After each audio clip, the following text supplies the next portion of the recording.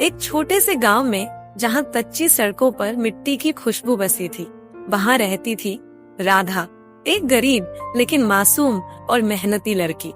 उसके पिता किसान थे जो मुश्किल से घर चला पाते थे। उसी गांव में शहर से पढ़कर लौटा आर्यन भी रहता था।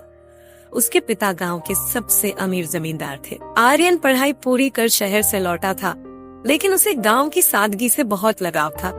एक दिन जब आर्यन अपने खेतों की ओर जा रहा था, तब उसने देखा कि राधा एक टूटे हुए झोले में स्कूल की किताबें लिए जा रही है।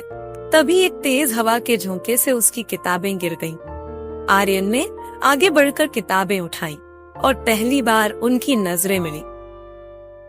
राधा की आंखों में संकोच था और आर्यन की आंखों में एक अनकही जिज्ञासा। धीरे धीरे आर्यन और राधा की मुलाकातें बढ़ने लगी। राधा पढ़ाई में बहुत अच्छी थी और आर्यन उसे पढ़ने में मदद करने लगा। दोनों खेतों की पगडंडियों पर साथ चलते, पेड़ों की छांव में बैठकर बातें करते। आर्यन का दिल कब राधा की सादगी पर आ गया, उसे खुद भी नहीं पता चला। लेकिन यह प्यार इतना आसान नहीं था। जमींदार का बेटा एक गरीब किसान की बेटी से प्यार करे, यह गांव के लोगों को मंजूर नहीं था।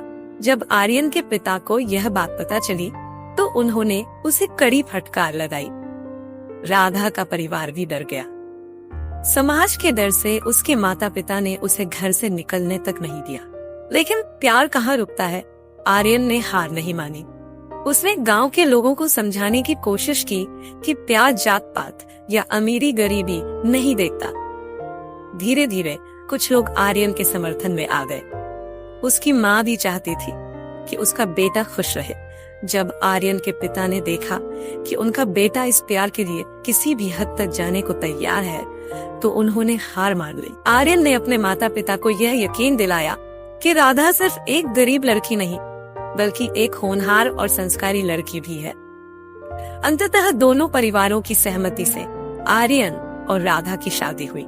आज वे दोनों गांव में ही रहते हैं, लेकिन राधा अब केवल एक किसान की बेटी नहीं, बल्कि गांव की महिलाओं के लिए प्रेरणा बन गई है। उसने एक स्कूल खोला जहां वह गरीब बच्चों को मुफ्त में पढ़ाती है, ताकि कोई और लड़की सिर्फ गरीबी के कारण अपने सपनों से समझौता न करे। प्यार सच्चा हो तो अमीरी गरीबी की दीवारें भी गिर जाती हैं। तो दोस्तों, आज की कहानी यही खत्म होती है। हमें कमेंट में बताएं आपको आज की यह कहानी कैसी लगी, और अभी तक हमारे चैनल को सब्सक्राइब नहीं किया है तो जल्द ही सब्सक्राइब कर ले, ताकि आने वाली हर ऐसे स्टोरी का आप आनंद ले सके। धन्यवाद।